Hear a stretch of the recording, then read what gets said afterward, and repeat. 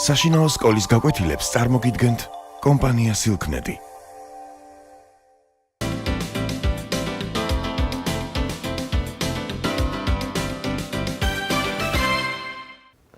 გამარჯობა. დღეს განვიხილავთ ქართულ ხალხურ ზღაპარს ვინაირჩია ძაღლმა მეკობრად. ვიდრე ზღაპრის კითხვა შევუდგებოდით, მინდა რამოდენიმე სიტყვით ვისაუბრო ძაღლის შესახებ. ძველად ძაღლი გარეული ცხოველი იყო. ადამიანმა მისი მოშინაურება გადაწყვიტა და თავისი გადაწყვეტილებაც მალევე მოიყვანა სისრულეში. არც ინანა ის ადამიანის ერთგული მეგობარი გახდა. ძაღლი ადამიანის ქონებას დარაჯობს და სამეურნეო საქმიანობაშიც ეხმარება.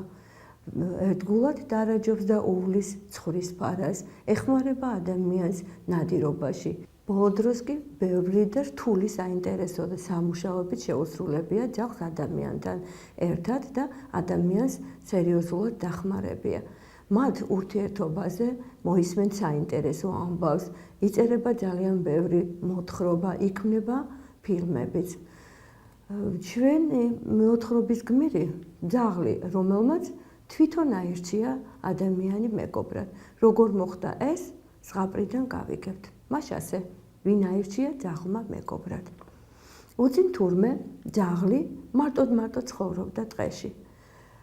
ბოლოს მოსწყინდა მარტო ყოფნა და დაიწყო ისეთი ამხანაგის ძებნა, რომელიც ყველაზე ძლიერი და უშიშარი იქნებოდა. ბოლოს იფიქრა, ასეთი ტურა იქნებაო და დაუმეგობრდა. ერთად გაუდგნენ გზას. ერთგან გლის კვალი დაინახეს. ეს ვისი კვალია? კითხა ძაღლმა. გლის მიუგო ტურამ. ღმერთმა ნუქნას, რომ სადმე შეხვდეს, თორემ ორივეს გაგვგუდავს. ძაღლმა იფიქრა, მგელი უფრო ძლიერი ყოფილაო, მიატოვა ტურა, გაჰყვა მგლის კვალს და მივიდა მასთან. ვინ ხარ? კითხა მგელმა. შენი მეგობარი, მიუგო ძაღლმა. მაშ გამომყევი, უთხრა მგელმა და წავიდნენ სანადიროდ. გზად დაინახეს რაღაცის კვალი. ეს ვისი კვალია? იკითხა ძაღლმა. ეს ისეთი ნადირისაა, რომ თუ მოინდომა ერთი თათის დაკვირით მოგვერევა. ეგ დათვის ნაკვალევია. ძაღლმა მიატოვა მგელიც, მოძებნა დათვი და მას დაუმეგობრდა. წავიდნენ ტყეში. გზაზე ადამიანის ნაკვალევი დაინახეს. ეს ვისი კვალია? იკითხა ძაღლმა. ეგ ისეთი ჭკვიანი და ძლიერი მხეცისაა, რომ იმაზე ღონიერი არავინ არის ამ ქვეყნად. ეგ დედ ადამიანის ნაკვალევია. ეჰე, იფიქრა ძაღლმა, მას თუ ადამიანი ყოფილა ყველაზე ძლიერი, რომ მისი დაცვაც შინებია, ესე იგი ადამიანს უნდა დაუმეგობრდეო. ძაღლმა მიატოვა დათვიც, გაჰყვა ადამიანის კვალს, მივიდა მასთან და მას შემდეგ მასთან ცხოვრობს. მიაქციეთ ალბათ ყურადღება ზღაპრის კითხვისას, რომ ჩვენ გმირს ძაღლს ჰქონდა მოთხოვნა ასეთი, რომ მისი მეგობარი ძალიან ძლიერი უნდა ყოფილიყო.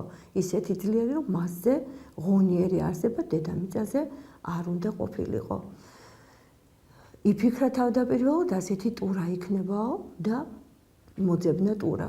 მას დაუმეგობრდა, მაგრამ როდესაც გაიგო, რომ ტურას მგლის ეშინია, მიატოვა ადვილად ტურა და დაუმეგობრდა მგელს.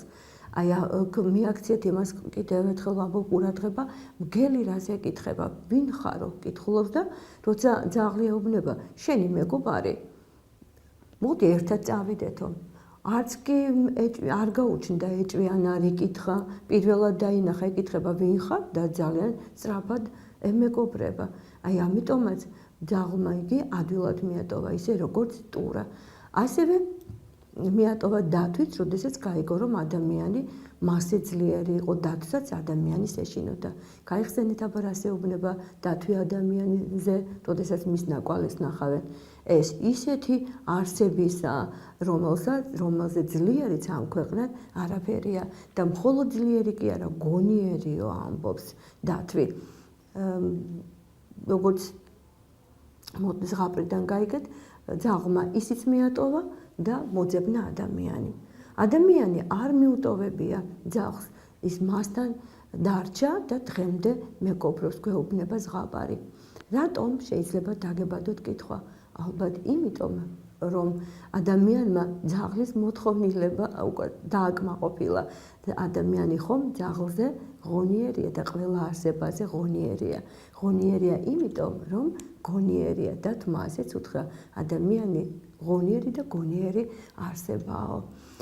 და ძაღლი ეძებს ყველაზე ძლიერს. ალბათ თვითონ ფიქრობს, რომ მას ისეთი ღონე არ გააჩნია, რომ წინააღმდეგობა გაუწიოს მასე ძლიერს. თქვენ კარგად იცით, ცხოველთა ცხოვრების წესი. ყოველთვის გამარჯვებული არის ის, რომელიც ღონიერია. მაგრამ ადამიანებში ასეთი ცხოვრების წესი არ არსებობს. ღონიერია ის, ვინც გონიერია. აი ჩვენი ზღაპრის გმირი ძაღლი გონიერი არსებაა. შეიძლება ითქვას ადამიანივით, რადგან მან ძალიან კარგად იცოდა, როგორი არსება, ანუ ვინ უნდა აერჩია მეგობრად. თქვენც, ჩემო პატარებო, უნდა გაითვალისწინოთ, ჩემო პატარა მეგობრებო, ძაღლის საქციელი, ეძებოთ ისეთი მეგობარი, რომელიც თქვენს მოთხოვნებს დააკმაყოფილებს. აბა გაიხსენეთ და რატომ არის საჭირო კარგი მეგობრის ყოლა გვერდით. გაიხსენეთ პირველ კლასში ნასწავლი მოთხრობა ლომი და ხარები. როდესაც ლომმა ძლიერი ხარები, მეგობარი ხარები ვერ დაგლიჯა, მაშინ ერთ-ერთთან მივიდა და ჩუმად უთხრა, თუ მეგობას მოშორდები, შენ არაფერს გავნებო. აი ეს ხარი, რომელიც თურმე არ ყოფილა ნამდვილი მეგობარი, აღმოჩნდა ბრიყვი, დაუჯერა ლომს, მიატოვა მეგობარი გაჭირვებაში, ლომმა ჯერ ერთი დაგლიჯა, შემდეგ მეორე. სწორედ ამაზეა ნათქვამი. სულელი მეგობარი მტერზე უარესიაო. სწორედ ამიტომაა მეგობრის არჩევა მეტად საჭირო და მნიშვნელოვანი. ალბათ იკითხავთ, რა თვისებებით შეიძლება მეგობარი გამოირჩეოდეს? ალბათ პირველ რიგში ერთგულებით, ასევე გონიერებით, ასევე კარგი მეგობრობის უნარი უნდა გააჩნდეს. ასეთი გამონათქვამიც არსებობს. მეგობარი ჩემი ციხესიმაგრეო. დიახ, როდესაც შენ ისეთი მეგობარი ყავს, რომელსაც მთლიანად ენდობი და გამოცდილი ყავს. ესე როგორც ძაღლმა გამოსცადა ტურა, მგელი, დათვი და მიატოვა ისინი. აი შენც ასევე უნდა გამოსცადო მეგობარი, როდესაც დარწმუნდები, რომ ის ნამდვილი მეგობარია, მას უნდა გულით მიენდო.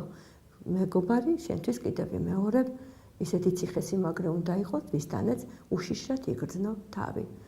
აქ დავასრულოთ ჩვენი საუბარი, იმედია, ჩემს საუბარს გაითვალისწინებთ და ბევრ საინტერესო მეგობარს შეიძენთ. გემშვიდობებით.